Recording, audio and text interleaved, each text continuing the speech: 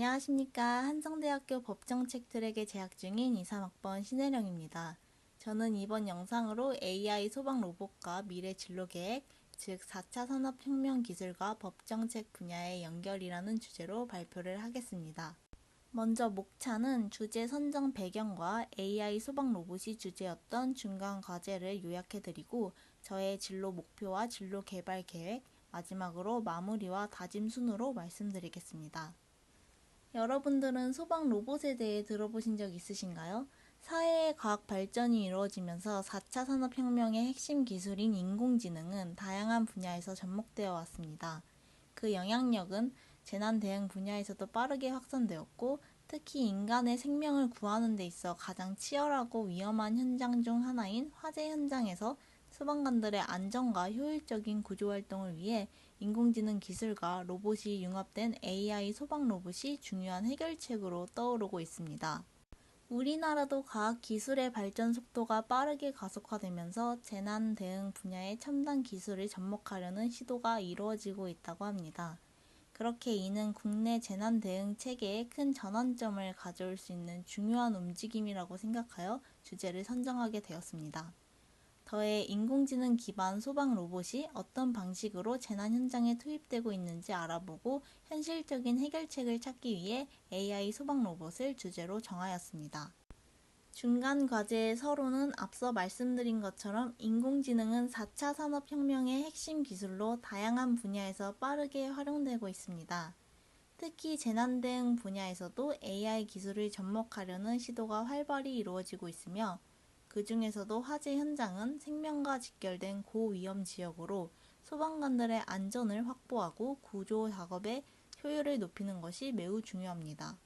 이런 이유로 AI 소방 로봇이 주목받게 되고 한국 역시 이러한 기술을 기반으로 한 재난 대응 체계를 강화하려는 시도를 이어가고 있습니다. 첫 번째 국내 사례로는 서울 구로구의 남구로 시장과 그 외에 4곳에서 시범 운영된 화재 순찰 로봇입니다. 화재 순찰 로봇은 심야에 순찰하면서 화재 이상 현상을 감지할 경우 야간 관리자에게 실시간으로 전달하며 화재 초기엔 로봇에 탑재된 친환경 소화 약재로 불을 끄는 기능도 있습니다. 더해 이 로봇은 자율주행 기능을 갖추어 시장 내 좁은 골목도 안전하게 순찰할 수 있으며 향후에는 대피 경로 분석 기술을 통해 최적의 피난 경로를 안내하는 기능도 추가될 예정이라고 합니다. 이는 심야 시간대에도 순찰을 계속하여 화재 발생 가능성을 사전에 차단하고 시장의 안전을 24시간 지킬 수 있는 장점을 가진 로봇입니다. 두 번째 사례는 현대자동차그룹과 소방청이 공동 개발 중인 무인 소방 로봇입니다.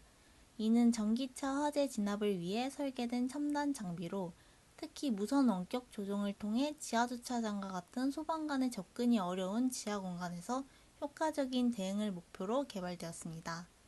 전기차 화재는 진압이 까다롭고 위험성이 높은데 이 로봇은 원격 조종으로 지하에서도 안전하고 효율적으로 대응할 수 있다는 점이 매우 중요합니다. 이 소방 로봇은 기존 다목적 무인 차량의 고압 방수 장치인 65mm 방수포와 화재 위치 및 상태 실시간 확인이 가능한 열화상 카메라, 화재 진압을 위한 소화액 분사 기능인 분무 장치가 장착되어 있어 정밀하게 화재를 억제하는 데 도움을 주기 때문입니다. 이 로봇은 2021년부터 육군에서 시범 운용을 거쳤고 실제 전투 실험에도 투입되며 현장 적응력을 검증받고 있습니다. 이런 협업 사례는 기술과 공공안전이 어떻게 연결되어 시너지를 낼 수 있는지를 잘 보여주는 예라고 생각합니다. 세 번째는 소방관용 웨어러블 로봇입니다. 이는 하이퍼 R1이라는 무거운 장비를 착용하고도 계단을 오르거나 구조활동을 수행하는 데 도움을 주는 장치입니다. 체감 무게를 70% 감소해주고 골든타임을 2배로 늘릴 수 있는 장점이 있으며 그렇게 체력 소모를 줄여 장시간 활동이 가능하도록 지원하여 화재 현장에서의 구조활동 시 소방관의 안정성을 높이고 구조 효율성을 향상시키는 장점 또한 있습니다. 이러한 소방관용 웨어러블 로봇은 사용화가 되고 강원도에서는 춘천소방서와 환동의 특수대응단에 31대가 보급되는 등 이 역시 현장 적응력을 검증받고 있습니다. 다음은 해외 사례입니다. 소방 로봇의 해외 사례로는 먼저 샤크 로보틱스가 개발한 콜로서스라는 소방 로봇이 있습니다. 이 로봇은 프랑스 노트르담 성당 화재 때 큰 활약을 했는데요. 불길과 유독가스, 성당 건물 붕괴 위협으로 소방관들이 접근할 수 없었던 건물 내부로 진입한 후 지속적인 발수를 통해 성당 내부로의 화재 확산과 건물 전체 붕괴를 막는 데 결정적인 역할을 했습니다. 분당 약 2,500리터의 물을 분사하도록 하는 전동식 대포 시스템을 장착하고 있고 최대 800도까지 견딜 수 있는 내열성과 300m 거리에서 조종할 수 있는 원격 조종 시스템 또한 겸비되어 있는 로봇입니다. 열화상 카메라를 통해 화재의 진행 상황을 실시간으로 모니터링하며 화재 진압에 큰 도움이 되었다고 합니다. 해외 사례 두 번째는 미국의 테르밋 RS3라는 소방 로봇입니다. 이는 2020년 10월 미국 LA 도심 대형 화재 현장에 배치되었고 실제 진화 작업에 투입되었습니다. 더해 LA 다운타운 패션지구 건물의 화재에서도 130명이 넘는 소방관들이 투입되어 진화 작업을 진행할 때 이 로봇은 건물 내부의 잔해를 치우는 데 도움을 주었다고 합니다. 그뿐만 아니라 소방관들이 접근하기 어려운 곳까지 들어가 진화 경로를 확보하고 이는 분당 9,400리터의 물을 분사하여 최대 10시간까지 원격으로 진화할 수 있는 기능을 가졌고 더해 70도 경사면을 오를 수 있으며 800kg의 물건도 견인할 수 있는 로봇이기에 이처럼 테르밋 RS3는 단순히 불을 끄는 것을 넘어서 구조 지원, 진입 경로 확보, 잔해 제거 등 다양한 역할을 수행하며 소방관들의 부담을 줄이고 생명과 안전을 지키는 데 중요한 역할을 하고 있습니다. 이렇게 국내외 사례들을 살펴보았고 AI 소방 로봇이 실제 현장에 더 많이 활용된다면 여러 측면에서 긍정적인 효과가 나타날 것으로 기대됩니다. 먼저 첫 번째는 소방관의 안정성 향상입니다.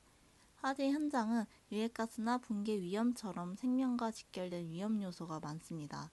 하지만 AI 소방 로봇은 위험 지역에 먼저 진입해 센서와 열화상 카메라를 활용해 내부 상황을 파악하고 공유할 수 있습니다.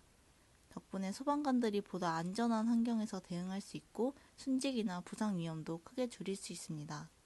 다음은 화재 진압과 구조 효율성 강화입니다. AI 소방 로봇은 실시간으로 상황을 분석하고 빠르게 대응할 수 있기 때문에 초기 진압이 가능해 골든타임을 확보할 수 있습니다. 또 장시간 작동이 가능하여 긴 시간 동안 안정적으로 화재 현장을 지원할 수 있다는 점에서 매우 효율적입니다. 특히 열화상 카메라나 센서를 통해 사람을 찾거나 구조 작업까지 수행할 수 있다는 점도 중요한 장점입니다. 마지막으로는 비용 절감과 자원 효율성입니다. 로봇이 위험 지역을 대신해 작업하면 소방관들의 작업 시간이 줄어들고 결과적으로 인건비 절감으로 이어집니다. 또한 로봇은 다양한 환경에 적응하면서 임무를 수행할 수 있기 때문에 전체적인 재난 대응의 능률을 높이는 데 기여하게 됩니다. 지금까지 AI 소방 로봇의 다양한 긍정적 효과를 살펴보았지만 모든 기술이 그렇듯 부정적 측면도 존재합니다. 첫 번째는 기계의 오작동과 판단 오류 문제입니다. 인공지능은 아직 사람처럼 유연한 판단을 내리기 어려워 긴급 상황에서 잘못된 결정을 내릴 가능성이 있습니다. 또한 시스템 오작동이나 해킹 같은 사이버 공격에 대한 보안 취약성도 중요한 문제입니다. 이런 오류는 현장 대응에 혼란을 줄 수 있고 오히려 위험을 키울 수 있습니다. 두 번째는 기술 의존도의 증가입니다. 로봇에 대한 의존이 커질수록 로봇이 고장나거나 작동하지 않을 경우 즉각적인 대처가 어려워질 수 있습니다. 기술이 발전할수록 편리함도 커지지만 비상 상황에서의 대응력 저하라는 이중적인 문제가 생길 수 있습니다. 세 번째는 현장 적용의 물리적 제약입니다. 화재 현장은 복잡한 구조, 좁은 계단, 장애물이 많은 공간이 많기 때문에 로봇이 진입하거나 이동하는 데 제한이 있을 수 있습니다. 전력 공급이나 통신이 원활하지 않은 경우도 고려해야 합니다. 네 번째는 일자리 대체에 대한 우려입니다. 2016년 세계경제포럼에서는 AI와 로봇의 도입으로 5년 내 700만 개의 일자리가 사라질 것이라고 예측한 바 있습니다. 이처럼 일부 소방관들은 로봇이 자신의 역할을 대체하거나 축소할 수 있다는 직무 변화에 대한 불안감을 느낄 수 있습니다. 마지막으로는 법적 윤리적 문제입니다. 로봇이 잘못된 판단으로 피해를 일으킨다면 책임 소재가 불분명하고 개인정보 침해 문제도 발생할 수 있습니다. 현재의 법과 규범 체계 안에서는 인공지능이 일으킨 사고에 대해 어디까지 책임을 물을 수 있는지에 대한 기준이 명확하지 않다는 점도 우려되는 부분입니다. 따라서 기술의 발전과 함께 이런 문제들을 어떻게 해결할 것인가에 대한 논의와 준비도 반드시 함께 이루어져야 합니다. 앞서 AI 소방 로봇의 부정적인 측면에 대해 살펴보았는데요. 이에 대한 해결 방안도 함께 고민되어야 합니다. 첫 번째는 기술적 안정성 확보입니다. 로봇의 오작동이나 오류를 줄이기 위해서는 철저한 현장 시뮬레이션 테스트와 내구성 강화가 필요합니다. 또한 지속적인 기능 개선을 통해 실제 화재 현장에서 신뢰할 수 있는 기기로 발전시켜야 합니다. 두 번째는 보조 개념의 확립입니다. AI는 어디까지나 보조의 역할로 활용되어야 하며 주도권은 소방관에게 있어야 합니다. 이를 위해 수동 제어 기능은 반드시 탑재되어야 하고 최종 결정은 사람이 내리는 구조를 마련해야 합니다. 세 번째는 인식 전환과 교육입니다. 소방관들이 로봇을 위협이 아닌 협업 파트너로 받아들일 수 있도록 로봇 협업 교육 프로그램을 도입해야 합니다. 이를 통해 불안감을 해소하고 기술에 대한 적응력도 높일 수 있습니다. 네 번째는 신규 일자리 창출입니다. AI 기술이 발전함에 따라 AI 운영, 정비, 재난 데이터 관리 등 새로운 분야의 직업이 생겨날 수 있습니다. 이는 기존 일자리 감소에 대한 우려를 완화하고 기술 기반의 새로운 고용 기회를 만들 수 있는 긍정적인 방향입니다. 다섯 번째는 물리적 제약의 극복입니다. 로봇을 모듈형 소형화하여 복잡하고 좁은 공간에서도 쉽게 활용할 수 있도록 하고 드론과 연계 운용함으로써 접근이 어려운 지역도 효과적으로 대응할 수 있도록 합니다. 프랑스 노트르담 대성당 화재 때 드론을 활용해 상황을 파악했던 사례처럼 이러한 연계는 실제로도 큰 효과를 낼 수 있습니다. 마지막 여섯 번째는 법적 윤리적 기준 마련입니다. 인공지능과 로봇 기술에 특화된 책임 규정, 윤리 가이드라인을 마련해 피해 발생 시 책임 소재를 명확히 해야 합니다. 나아가 인간과 인공지능이 함께 공존할 수 있도록 새로운 법적, 사회적 규범 체계를 정립하는 것도 매우 중요합니다. 이처럼 AI 소방 로봇이 가진 잠재력은 크지만 그에 따른 부작용도 함께 고려하여 균형 잡힌 기술 활용 방안을 마련하는 것이 앞으로의 과제라고 할 수 있습니다. 지금까지 AI 소방 로봇의 필요성과 사례 및 효과, 그리고 한계와 해결 방안에 대해 살펴보았습니다. AI 소방 로봇은 소방관이 접근하기 어려운 위험한 화재 현장에서 생명을 보호하고 구조 및 진압 활동의 효율을 높이는 4차 산업혁명의 핵심 기술입니다. 프랑스 노트르담 대성당 화재나 미국 LA 대형 화재 같은 실제 사례에서도 이미 그 효과가 입증되었고 국내에서도 다양한 형태로 활발한 개발이 이루어지고 있습니다. 물론 기계 오작동이나 물리적 제약, 법적 윤리적 기준의 부재 같은 한계점도 존재합니다. 그러나 이를 극복하기 위해 기술적 개선, 법 윤리적 기반 마련, 그리고 인간과 로봇의 협업 체계 구축이 필요합니다. 가장 중요한 점은 AI 소방 로봇이 인간 소방관을 대체하는 것이 아니라 그들의 역할을 보완하고 지원하는 보조자로서 작동해야 한다는 점입니다. 앞으로 AI 소방 로봇은 소방 환경을 더욱 안전하고 체계적이며 효율적인 방향으로 변화시키는 데 큰 역할을 하게 될 것입니다. 이제 이를 기반으로 하여 저의 진로 계획에 대해 말씀드리겠습니다. 먼저 저의 진로 목표 변천사를 간단히 말씀드리자면 저는 어릴 적부터 경찰이나 군인이 되는 것이 꿈이었습니다. 정의를 세우고 사람들을 지키는 멋진 직업이라는 생각에 늘 동경해왔습니다. 그러나 시간이 지나면서 경찰이나 군인이라는 꿈만을 좁게 바라보는 것이 오히려 저의 가능성을 제한할 수 있겠다는 생각이 들었습니다. 그래서 대학에 진학하면서는 법과 행정이라는 더 넓은 분야로 시야를 확장하게 되었고 전공 공부를 통해 사회 질서를 유지하고 정의를 실현하는 다양한 방법에 대해 배울 수 있었습니다. 그렇게 1학년을 보내고 2학년 무렵부터는 진로에 대한 고민이 조금씩 커지기 시작했습니다. 초등학생 때부터 꿈꿔왔던 경찰과 군인이라는 목표가 점점 흐릿해지는 느낌이 들었고 진정으로 내가 원하는 일이 무엇인지 다시 생각해보게 되는 시기를 겪었습니다. 그 꿈을 오래 품어왔기에 그런 변화 자체가 허무하고 아쉬운 감정으로 다가오기도 했지만 이상하게도 예전처럼 의욕이 쉽게 생기진 않았습니다. 여러 고민과 경험 끝에 지금은 법무사무원이라는 직업을 저의 새로운 진로 목표로 삼고 있습니다. 특히 학교에서 운영하는 현장 실습 프로그램을 통해 로펌에서 일하는 법무사무원의 역할을 접하게 되었고 그 순간 이거다 라는 생각이 들 만큼 마음에 확신이 들었습니다. 로펌의 법무사무원은 단순한 사무지원이 아니라 행정과 법률 지식을 바탕으로 사건을 구체적으로 관리하고 법적 절차를 원활하게 수행하며 사람들의 권리를 보호하는 중요한 역할을 한다는 점에서 큰 매력을 느꼈습니다. 지금도 저는 정의롭고 책임감 있는 일을 하고 싶다는 어린 시절의 마음을 간직하고 있습니다. 다만 그 꿈을 이루는 방식과 방향이 달라졌을 뿐입니다. 앞으로 남은 대학 생활 동안에는 실무 역량을 키우기 위한 자격증 취득, 현장 경험 축적, 그리고 법과 정책에 대한 전문성을 높이는 데 집중할 계획입니다.